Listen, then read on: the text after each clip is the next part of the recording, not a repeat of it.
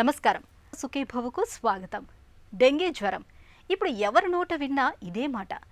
ఎవరికి ఏ జ్వరం వచ్చినా డెంగీనేమో అన్న భయం పీడిస్తుంది. డెంగీ అంటే కేవలం జ్వరం మాత్రమే కాదు, ఎముకలు విరిగిపోతున్నాయా అన్నంతగా ఒళ్ళు నొప్పులు బాధిస్తూ ఉంటాయి. మరోవైపు రక్తంలో ప్రాణాధారమైన ప్లేట్లెట్లు తగ్గిపోతూ ప్రమాదకర పరిస్థితులు ఎదురవుతూ ఉంటాయి. వర్షాలు తగ్గుముఖం పట్టిన తర్వాత నిల్వ నీరు, మురికి గుంటల్లో పురుడు పోసుకునే ఈడిస్ ఈజిప్ట్ దోమలు తమ కాట్ల ద్వారా డెంగీ జ్వరాన్ని ఒకరి నుంచి మరొకరికి వ్యాప్తి చేస్తూ ఉంటాయి. తీవ్రమైన జ్వరం, ఒళ్ళు నొప్పులు, తలనొప్పితో మనిషిని మృత్యుముఖానికి తీసుకెళ్లే డెంగీ జ్వరానికి ఎలాంటి చికిత్స తీసుకోవాలో, బయట నుంచి ప్లేట్లెట్లను ఎప్పుడు ఎక్కించుకోవాలో, డెంగీ నివారణకు ఎలాంటి జాగ్రత్తలు తీసుకోవాలో ఇప్పుడు తెలుసుకుందాం.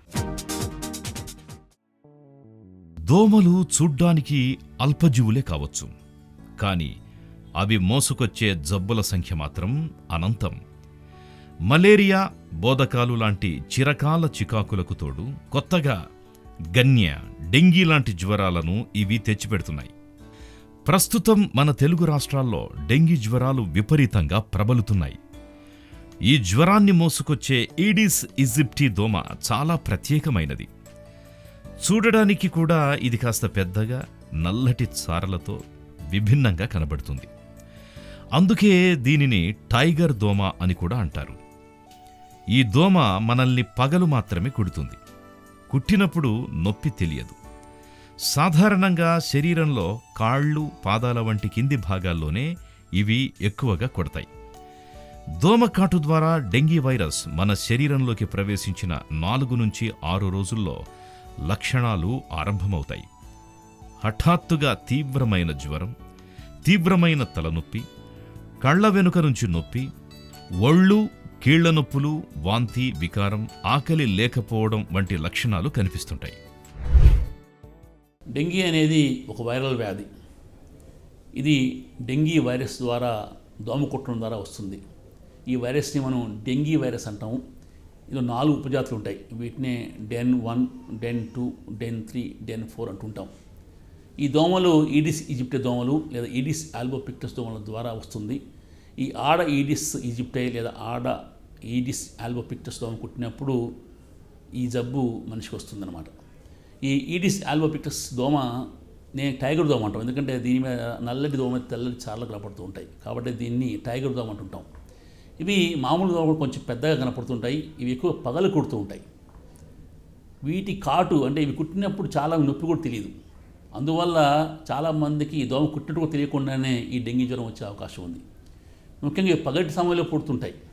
అందుకే పిల్లలకు, అంటే స్కూల్కి పోయిన పిల్లలు కానివ్వండి, ఆఫీస్కి వెళ్ళిన ఎంప్లాయీస్ కూడా ఈ జబ్బు కనపడుతూ ఉంటుంది. ఒకప్పుడు ఇది పట్టణాల్లో కనపడేది, కాకపోతే ఇప్పుడు అన్ని ప్రాంతాల్లోనూ, గ్రామాల్లోనూ, పట్టణాలు, నగరాలను పుట్టి అన్ని రకాల ప్రజలకు కూడా ఇప్పుడు ఈ డెంగీ జ్వరం కనబడుతుంది. డెంగీ జ్వరం అనేది అకస్మాత్తుగా వస్తుంది. చాలామందికి విపరీతమైన ఒళ్ళు నొప్పులు, తలనొప్పి వస్తుంటుంది. కొంతమందిలో కళ్ళ వెనక భాగంలో విపరీతమైన నొప్పి ఉంటుంది. దీన్ని రిట్రో ఆబ్రిల్ పెయిన్ అంటుంటాం. తలనొప్పి ఎంత విపరీతంగా ఉంటుందంటే పేషెంట్ తట్టుకునేంతగా ఉంటుంది. చాలామంది వారికి వారే సిటీ స్కాన్ చేయించుకుంటారు, బ్రెయిన్ సిటీ స్కాన్. అదేవిధంగా కొంతమందిలో ఈ ర్యాష్ కనపడుతూ ఉంటుంది. ఈ ర్యాష్ ఎలా ఉంటుందంటే ఎర్రగా ఉండి మధ్యలో ఐలాండ్స్ ఆఫ్ నార్మల్ స్కిన్, అంటే కొంచెం స్కిన్ నార్మల్గా కనపడుతూ ఉంటుంది. అంటే ఎర్రటి ర్యాష్లో మనకి తెల్లని మచ్చల్లా కనపడుతుంది. అంటే ఒంటికి ఏ రంగు ఉంటుందో ఆ రంగు మనకు కనపడుతూ ఉంటుంది అన్నమాట. అదేవిధంగా కొంతమందిలో కొంతమందిలో ఈ పర్ప్యూరే అంటే చిన్న రక్తపు చుక్కలు కొంతమంది కనపడుతుంటాయి. ఇది కూడా జ్వరం తగ్గిన తర్వాత. అదేవిధంగా డెంగీ జ్వరం సాధారణంగా 3 దశలో ఉంటుంది. ఒకటి ఫిబ్రైల్ ఫేజ్, అంటే జ్వరం వచ్చి దాదాపు 3 నుంచి 5 రోజులు జ్వరం ఉంటుంది. ఆ తర్వాత జ్వరం తగ్గిపోతుంది. దీన్ని ఏఫిబ్రైల్ ఫేజ్ అంటాం, దీన్ని క్రిటికల్ ఫేజ్ అంటాం. అప్పుడే కొన్ని కాంప్లికేషన్స్ వస్తుంటాయి. ఆ తర్వాత రికవరీ ఫేజ్ అంటాం. అయితే ఈ ఫిబ్రైల్ ఫేజ్లో, అంటే జ్వరం దశలో ఏమవుతుందంటే కొంత జ్వరం 1-2 రోజులు బాగా వచ్చి తగ్గిపోయి కొంతమంది మళ్ళీ వచ్చే అవకాశం ఉంది. అందుకే దీన్ని శాడిల్ ఫీవర్ అంటారు. అంటే జ్వరం వచ్చి తగ్గి మళ్ళీ వస్తుంది అన్నమాట.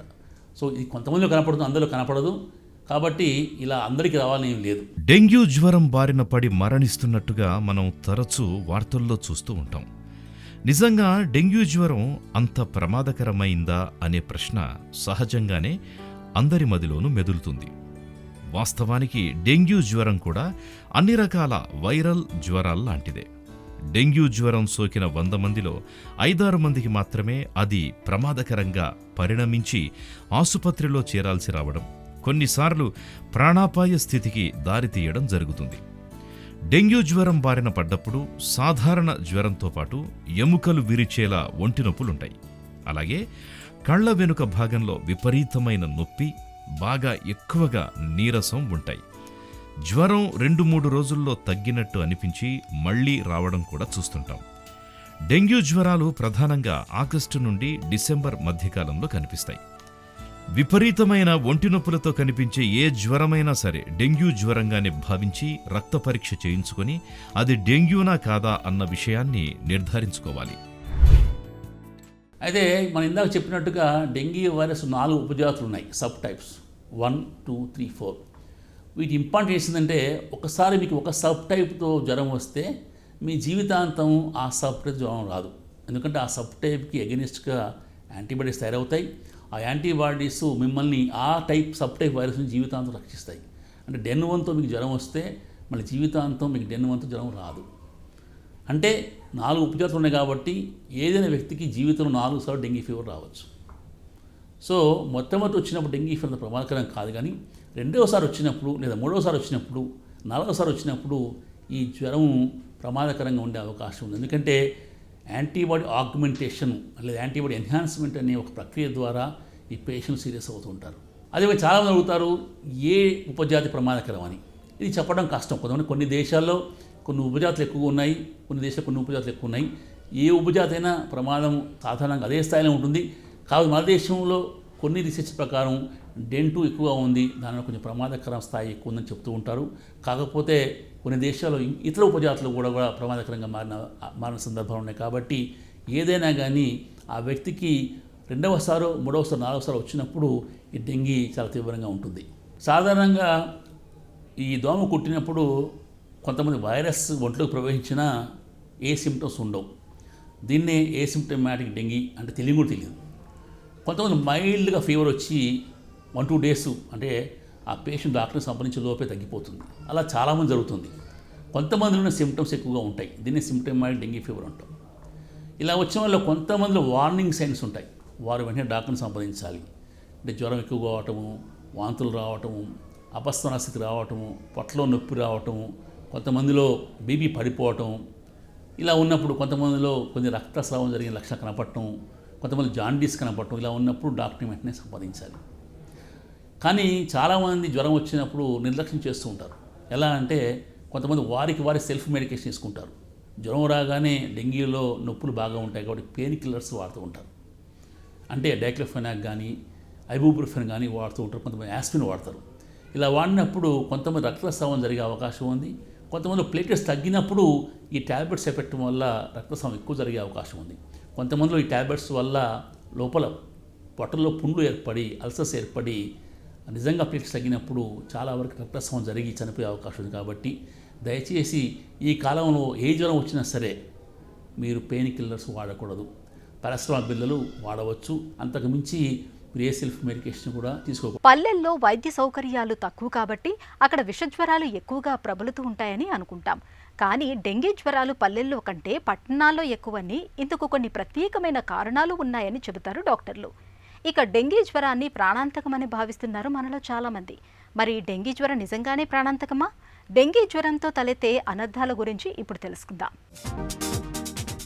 డెంగ్యూ వైరస్ కారణంగా, అలాగే ఈడిస్ ఈజిప్టి అనే దోమ కుట్టడం వల్ల ఈ డెంగ్యూ జ్వరం రావడం చూస్తుంటాం. డెంగ్యూలో 4-5 రకాలున్నాయి. డెంగ్యూ జ్వరం బారిన పడ్డప్పుడు 3 దశలుంటాయి. ఒకటి సాధారణ డెంగ్యూ జ్వరం, రెండవది డెంగ్యూ హెమరేజిక్ జ్వరం, మూడవది డెంగ్యూ షాక్ సిండ్రోమ్. చాలామందిలో డెంగ్యూ జ్వరం మొదటి దశలోనే తగ్గిపోతుంది. 2-3 దశల్లో డెంగ్యూ జ్వరం ప్రాణాంతకంగా మారుతుంది. రెండో దశలో డెంగ్యూ జ్వరం ఒంట్లో రక్తస్రావం అవడమన్నది ఈ దశలో కనిపిస్తుంది. ముఖ్యంగా నోటి దంతాల నుంచి రక్తం కారడం, రక్తం వాంతులు, మలంలో రక్తం పడడం లాంటి లక్షణాలు కనిపిస్తాయి. ఈ దశ దాటిపోతే డెంగ్యూ షాక్ సిండ్రోమ్లోకి వెళ్ళిపోతారు. నాడి పడిపోవడం, బీపీ పడిపోవడం, కాళ్ళు చేతులు చల్లబడడం, తీవ్రమైన దాహం, మనిషి కాస్త మానసిక స్థిమితాన్ని కోల్పోవడం లాంటి లక్షణాలు కనిపిస్తాయి. ఇంకొకటి ఏంటంటే చాలామంది డెంగీ రాగానే జ్వరం ఎక్కువ, ఒళ్ళు నొప్పులు, తలనొప్పి ఉన్నప్పుడు డాక్టర్ని సంప్రదిస్తారు. ఒక్కోసారి హాస్పిటల్లో కూడా అడ్మిట్ అవుతారు. జ్వరం తగ్గగానే మేము ఇంటికి వెళ్తాము, డిశ్చార్జ్ అని గొడవ చేస్తూ ఉంటారు. కానీ అప్పుడే మీరు హాస్పిటల్లో ఉండాలి.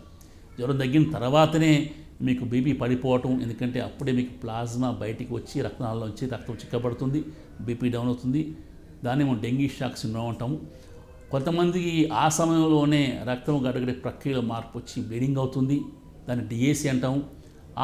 ఆ సందర్భంలో కొంతమందికి ఇతర అవయవాలు కూడా ఎఫెక్ట్ అయ్యే అవకాశం ఉంది. కాబట్టి జ్వరం తగ్గిన తర్వాతనే దాన్ని మనం క్రిటికల్ పీరియడ్ అంటాం, దాదాపు 3-4 ఉంటుంది. కాబట్టి ఆ సమయంలో మీ డాక్టర్ చెప్తే డాక్టర్ సహకరించి హాస్పిటల్లో ఉండాలి. అప్పుడు డిశ్చార్జ్ కొరకు డాక్టర్ని వేధించవద్దు. ఇంకోటి చాలామంది ఏంటంటే డెంగీ రాగానే ఈ ఇంట్లో గృహ వైద్యం అంటాం. కొంతమంది ఈ పప్పాయి ఆకుల రసం, పప్పాయి పండ్లు, అదేవిధంగా కివి ఫ్రూట్స్ తింటూ ఉంటారు. దీనివల్ల కొంతమంది ప్రమాదం జరిగిన సందర్భాలు చాలా ఉన్నాయి. పప్పాయి ఆకు రసంలో కొన్ని కెమికల్స్ ఉంటాయి, ముఖ్యంగా పెప్పైన్ ఎంజైమ్ ఉంటుంది. దాని అల్సర్లు అవుతాయి, ఒక రక్తస్రావం అవుతుంది. వీటి వల్ల ఏ ఉపయోగం లేదు. ఇవి మీరు ఎంతవరకు కూడా వాడకుంటేనే మంచిది. చాలామందికి ఏమవుతుందంటే దీని ప్లేట్లెట్స్ పెరుగుతాయని ఎక్కడో ఒక చిన్న పేపర్ రాశారు. కానీ మన డెంగీ ఫీవర్లో వచ్చేది ప్లేట్లెట్ సమస్య కాదు, బీపీ డౌన్ కావటం, డెంగీ షాక్ సిండ్రోమ్. అది ప్రమాదకరం. దానికి సింపుల్ ఐవి ఫ్లూయిడ్స్ అయిపోతాయి. ప్లేట్లెట్స్ తగ్గడం అనేది అలా చనిపోవడం చాలా చాలా అరుదు. ప్లేట్లెట్స్ దాదాపు 20,000 పడిపోయినప్పుడు బ్లీడింగ్ ఉంటే ప్లేట్లెట్స్ ఇస్తారు. 10,000 తగ్గిపోయినప్పుడే బ్లీడింగ్ ఉన్నా లేకున్నా ప్లేట్లెట్స్ ఎక్కిస్తాము. అప్పటిదాకా మీరు ప్లేట్లెట్స్ గురించి ఆలోచించకూడదు. మీరు పప్పాయి రసం కానివ్వండి, కివి ఫ్రూట్స్ తినవటం వల్ల ప్లేట్లెట్స్ బాగా పెరిగే అవకాశం ఏమాత్రం లేదు. అది డెంగీకి ట్రీట్మెంట్ కాదు. నిజానికి ఇంతవరకు డెంగీకి యాంటీ వైరల్ మందు లేదు. సో మీ కివి ఫ్రూట్స్ కానివ్వండి, పప్పాయి కానివ్వండి డెంగీ వైరస్ని నిర్మూలించలేవు. కాబట్టి వాటి మీద ఆధారపడి మీరు వైద్యుని సహకారాన్ని మీరు విస్మరించవద్దు. డెంగీ సోకినప్పుడు జ్వరం చాలా తీవ్రంగా 105 డిగ్రీల వరకు కూడా రావచ్చు. తలనొప్పి, ఒంటి నొప్పులు చాలా ఎక్కువగా ఉండొచ్చు. ఏ లక్షణాలతో జ్వరం వచ్చినా ఒకసారి వైద్యుణ్ణి సంప్రదించాలి. డెంగీ జ్వరం అవునో కాదో తెలుసుకునేందుకు డెంగీ యాంటీజెన్ పరీక్ష NS1 చేయించుకొని నిర్ధారించుకోవడం అవసరం.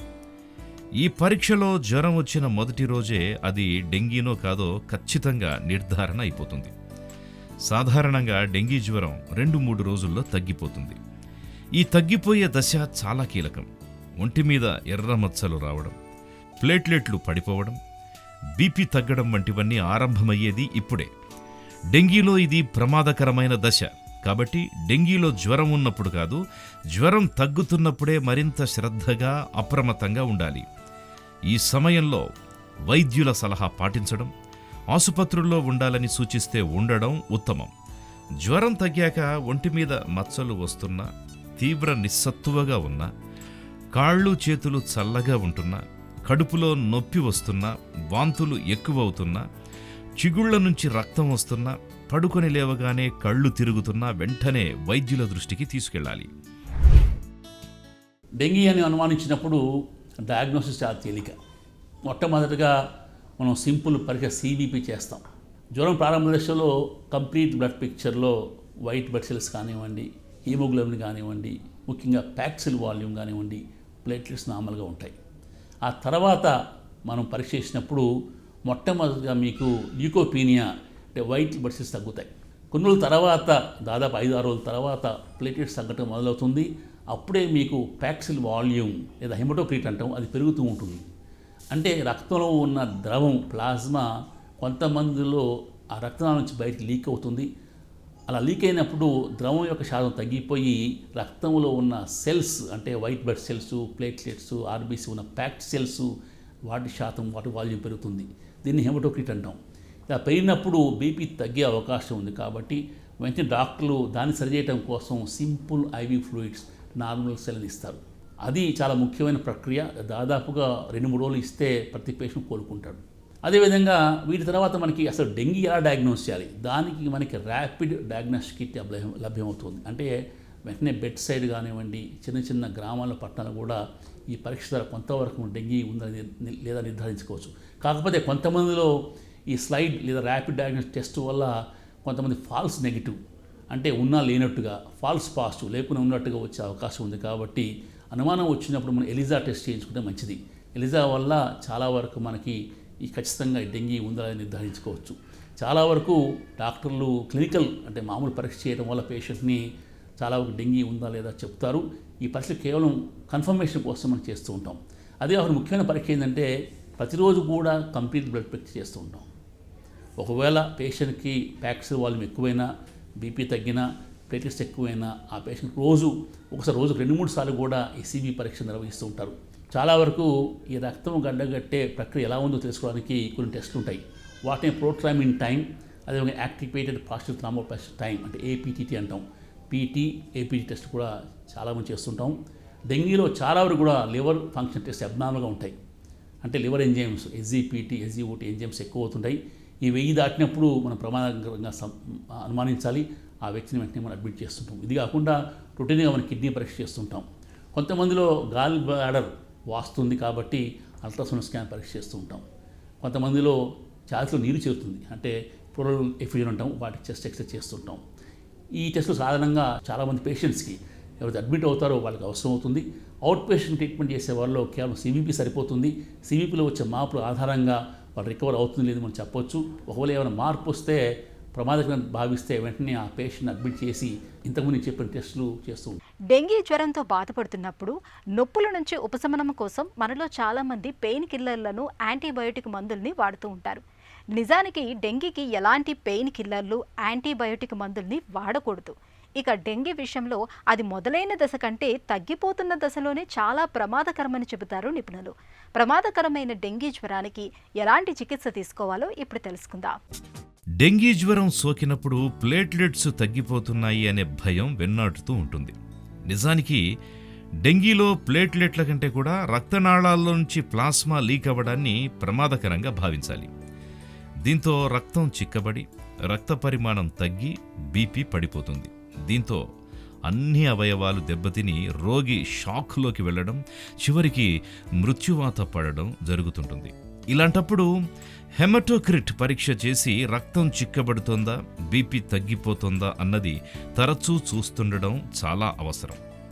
ఇక డెంగీ జ్వరంలో ప్లేట్లెట్ కణాలు తగ్గడం సహజం. అయితే ప్లేట్లెట్ల సంఖ్య 20,000 కన్నా తక్కువగా ఉండి ఒంట్లో రక్తస్రావం లక్షణాలు కనపడుతుంటే వెంటనే ప్లేట్లెట్లు ఎక్కించాలి. లేదు ఎలాంటి రక్తస్రావం లక్షణాలు లేకున్నా కూడా వీటి సంఖ్య 10,000 కంటే తక్కువకు పడిపోతుంటే ప్లేట్లెట్లు ఎక్కించాలి. కాబట్టి 1,00,000 కంటే తగ్గగానే ప్లేట్లెట్స్ తగ్గుతున్నాయి అంటూ ఆందోళనతో వైద్యులపై ఒత్తిడి పెంచాల్సిన పని లేదని గుర్తించాలి. డెంగీ వైరస్కి ఇంతవరకు యాంటీవైరల్ మందు అంటే డెంగీ వైరస్ చనిపోవడానికి ఇంతవరకు మందు కనుగొనబడలేదు. కాకపోతే డెంగీ అనేది సెల్ఫ్ లిమిటింగ్. ఆ వైరస్ దాదాపు 5-7 రోజులు మన రక్తంలో ఉండి అదే వెళ్ళిపోతుంది. అది వచ్చినప్పుడు కొన్ని కాంప్లికేషన్లు మనం చూస్తుంటాం. వాటిలో ముఖ్యమైనది డెంగీ షాక్ సిండ్రోమ్. అంటే ఏంటి అంటే ఇందాక చెప్పినట్టుగా చాలామందిలో ఈ రక్తంలో ఉన్న ప్లాస్మా ద్రవం అనేది ఈ రక్తనాళాల ద్వారా రక్తనాళంలో మైక్రోస్కోపిక్ రంధ్రాలు ఎప్పుడు బయటకు వస్తుంది. దీన్ని ఎండోథీలియోపతి అంటాం. అంటే డెంగీ వైరస్లో ఉండే NS1 అనే యాంటీజెన్ ఈ రక్తనాళం దెబ్బతీయటం వల్ల రక్తనాళాలు బలహీనపడి ఆ రక్తనాళాల ద్వారా ఈ ప్లాస్మా బయటికి లీక్ అవుతూ ఉంటుంది. ఆ లీక్ అయినప్పుడు రక్తం చిక్కపడి పేషెంట్ యొక్క బ్లడ్ ప్రెషర్ తగ్గిపోతుంది. ఇది దాదాపు 2 రోజులు ఉంటుంది. కాబట్టి ఈ 2 రోజులు కేవలం నార్మల్స్ అని ఇవ్వటం ద్వారా మన పేషెంట్ ట్రీట్మెంట్ అందిస్తే వారు కోలుకుంటారు. ఇది వారు కొంతమందిలో ఈ హెమరేజ్ మొదలవుతుంది. అంటే ఎలా అంటే కొంతమంది చాలామందిలో ఈ రక్తం గడ్డగట్టే ప్రక్రియ దెబ్బతిని DAC డెవలప్ అయ్యి అంటే డిసెమినేటెడ్ ఇంట్రావెనస్ కోయాగులేషన్ డెవలప్ అయ్యి కొంత బ్లీడింగ్ అవుతుంటుంది. దీనికి ప్రత్యేక చికిత్స అవసరం. పెద్ద హాస్పిటల్లో ఇంటెన్సివ్ యూనిట్లో ప్లాస్మా, క్రయోప్రెసిపిరేట్ లాంటి బ్లడ్ ప్రొడక్ట్స్ ఇవ్వడం వల్ల దీనికి ట్రీట్మెంట్ అందిస్తూ ఉంటారు. చాలా తక్కువ మందిలో చాలా అరుదుగా చాలామంది భయపడే ప్లేట్లెట్స్ గురించి. కాకపోతే చాలా రేర్ కాంప్లికేషన్. ప్లేట్లెట్స్ 20,000 పడిపోయి ఆ వ్యక్తికి బ్లీడింగ్ ఉంటే ప్లేట్లెట్స్ ఇస్తాం, అప్పుడు అవసరం అవుతుంది. అది కాకుండా కొంతమంది 10,000 పడిపోయినప్పుడు చాలా అరుదుగా పడిపోతుంటుంది. అలా అప్పుడు బ్లీడింగ్ ఉన్నా లేకపోయినా మనం ప్లేట్లెట్స్ ఎక్కిస్తూ ఉంటాం. ప్లేట్లెట్స్ ఎప్పుడైనా సింగిల్ డోనర్ ప్లేటెడ్ ట్రాన్స్ఫ్యూషన్ ఇవ్వాలి. అర్జెంటుగా ఉంటే RDP ఇస్తూ ఉంటాం, ర్యాండమ్ డోనర్ ప్లేట్స్ ఇస్తాం. కానీ చాలా వరకు SDP ఇస్తేనే క్షేమం. అదే కాకుండా చాలామంది ఏంటంటే SDP అనేది ఈ ప్లేట్లెట్స్ ప్రిజర్వ్ చేయడంలో కొన్ని చిన్న బ్లడ్ బ్యాంక్ అలసత్వం ప్రదర్శిస్తే దానివల్ల సెప్టిసిమా డెవలప్ అయ్యి చాలామంది పేషెంట్స్ చనిపోయే అవకాశం ఉంది. కాబట్టి వాటిని చాలా జాగ్రత్తగా హ్యాండిల్ చేయాలి. చాలా వరకు ప్రజలు ప్లేటెట్స్ తగ్గగానే, అంటే వారి కాన్సన్ట్రేషన్ మొత్తం ప్లేటెట్స్ ఉంటుంది, ప్లేటెట్స్ తగ్గగానే వైద్య సిబ్బంది మీద ప్రెజర్ పెడుతూ ఉంటారు ప్లేటెట్స్ ఎక్కించమని. అది కరెక్ట్ కాదు. ఎందుకంటే ప్లేటెట్స్ ఎక్కించడం వల్ల కొంతమంది ఇన్ఫెక్షన్ వస్తాయి, కొంత రియాక్షన్ వస్తాయి. కాబట్టి అనవసరంగా ప్లేటెట్స్ ఎక్కించకూడదు. కేవలం 10,000 ఉన్నప్పుడే ప్లేట్స్ ఎక్కించాలి. లేదా బ్లీడింగ్ ఉంటే 20,000 కంటే ప్లేట్లెట్స్ తక్కువ ఉంటే అప్పుడు ప్లేట్స్ ఎక్కించాలి. అప్పటిదాకా కూడా మీరు దయచేసి ప్లేట్లెట్స్ ఎక్కించమని డాక్టర్లు కానివ్వండి, వైద్య సిబ్బంది కానీ కూడా బలవంత పెట్టకూడదు. డెంగీ జ్వరాన్ని సకాలంలో గుర్తించి రోగికి పూర్తి విశ్రాంతి కల్పిస్తూ సాధారణ చికిత్స చేస్తే ఇది తగ్గిపోతుంది. జ్వర తీవ్రత తగ్గేందుకు ఒక్క పారాసెటమాల్ తప్పించి మరే మందులు వాడొద్దు.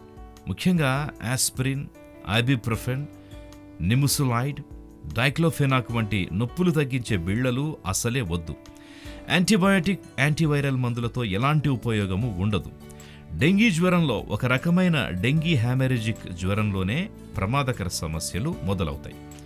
మొదటి 2-3 రోజుల్లో సాధారణ డెంగీకి, ఈ ప్రమాదకరమైన రకానికి తేడా కనిపెట్టడం కష్టం. కాబట్టి ఈ సీజన్లో జ్వరం వస్తే వైద్యులకి చూపించుకొని, రక్త పరీక్షలు చేయించుకొని, రోగి పరిస్థితిని ప్రతిరోజు వైద్యులకు తెలుపుతూ ఉండాలి. ఇక డెంగీ నివారణకు పగలు దోమలు కుట్టకుండా చూసుకోవాలి.